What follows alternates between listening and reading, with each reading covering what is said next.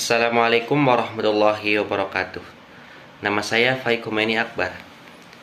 Saya mahasiswa UN Sunan Gunung Jati Bandung, jurusan Manajemen Keuangan Syariah semester 3. NIM saya 122923008. Saya akan sedikit mengulas tentang apa itu pengangguran.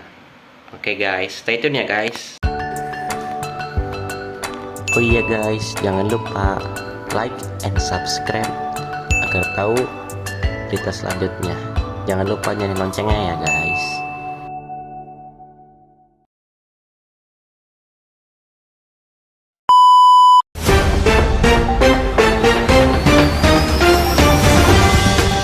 Jadi apa sih yang dimaksud dengan pengangguran? Nah, pengangguran adalah kondisi ketika seseorang tidak memiliki pekerjaan dan tidak aktif mencari pekerjaan. Selanjutnya, apa aja sih jenis-jenis pengangguran itu? Yang pertama, pengangguran friksional. Sifatnya sementara disebabkan oleh kendala waktu, informasi, dan kondisi. Yang kedua, pengangguran konjunktural. Dipengaruhi oleh naik turunnya siklus ekonomi. Yang ketiga, pengangguran struktural. Terjadi dalam jangka panjang karena perubahan struktur ekonomi dan corak ekonomi. Yang keempat, pengangguran siklikal. Terkait dengan fluktuasi siklus ekonomi di mana permintaan tenaga kerja turun saat terjadi resesi. Yang terakhir, pengangguran teknologi timbul akibat perubahan teknologi yang menggantikan tenaga manusia dengan tenaga mesin. Lalu, jenis-jenis pengangguran berdasarkan cirinya. Yang pertama, pengangguran terbuka. Pengangguran ini tercipta sebagai akibat pertambahan lowongan pekerjaan yang lebih rendah dari pertambahan tenaga kerja. Dua, pengangguran tersembunyi. Kelebihan tenaga kerja yang digunakan yaitu digolongkan dalam pengangguran tersembunyi. Ketiga, pengangguran bermusim. Pengangguran ini terutama terdapat pada sektor pertanian ataupun perikanan. Yang keempat, setengah menganggur, yaitu mereka hanya bekerja 1 atau 2 hari dalam seminggu atau 1 hingga 4 jam dalam sehari.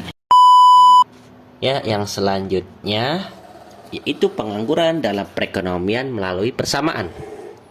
L sama dengan E tambah U, yang dimana L adalah jumlah total angkatan kerja. Adapun yang E, jumlah penduduk yang bekerja. U, jumlah penduduk yang menganggur. Dari rumus tersebut, dapat dipahami bahwa semakin banyak penduduk yang bekerja, maka dengan sendirinya akan semakin sedikit jumlah pengangguran. Begitupun dengan sebaliknya, semakin sedikit penduduk yang bekerja, maka dengan sendirinya akan semakin banyak jumlah pengangguran tersebut.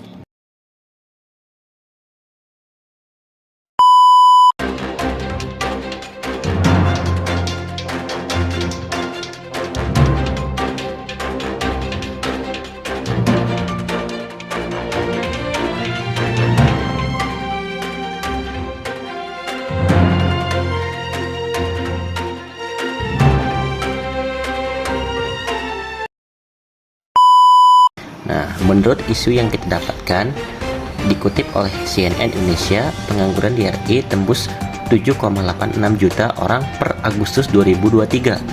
Angka ini sangatlah tinggi dikarenakan penduduk Indonesia di setiap daerahnya pasti ada saja orang yang menganggur. Maka dari itu, kita harus telusuri seberapa banyak pengangguran di Indonesia ini dan apakah itu penyebab utamanya yang menjadi seorang pengangguran. Menurut yang dikutip CNN, Badan Pusat Statistik BPS mencatat pengangguran di Indonesia mencapai 7,86 juta orang per Agustus 2023 dari total 147,71 juta angkatan kerja. Pada Agustus 2023 terdapat sebanyak 7,86 juta orang pengangguran atau setara dengan tingkat pengangguran terbuka TPT sebesar 5,32%. Ucap PLT Kepala BPS Amalia Adininggar Widya Santi dalam konferensi persnya. Ia mengatakan jumlah pengangguran itu lebih rendah 0,54% dibanding Agustus 2022 yang mencapai 8,42 juta orang. Amalia pun menuturkan, jika dilihat menurut jenis kelamin, TPT laki-laki mencapai 5,42% pada Agustus 2023. Angka ini turun 0,5% dibanding periode yang sama pada tahun lalu.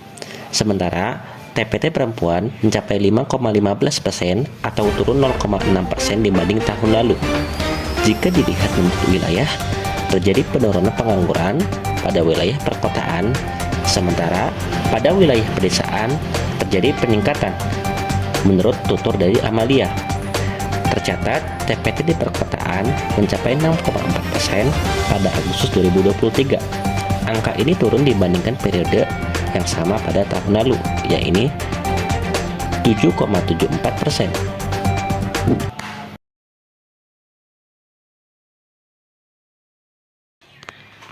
Oke guys.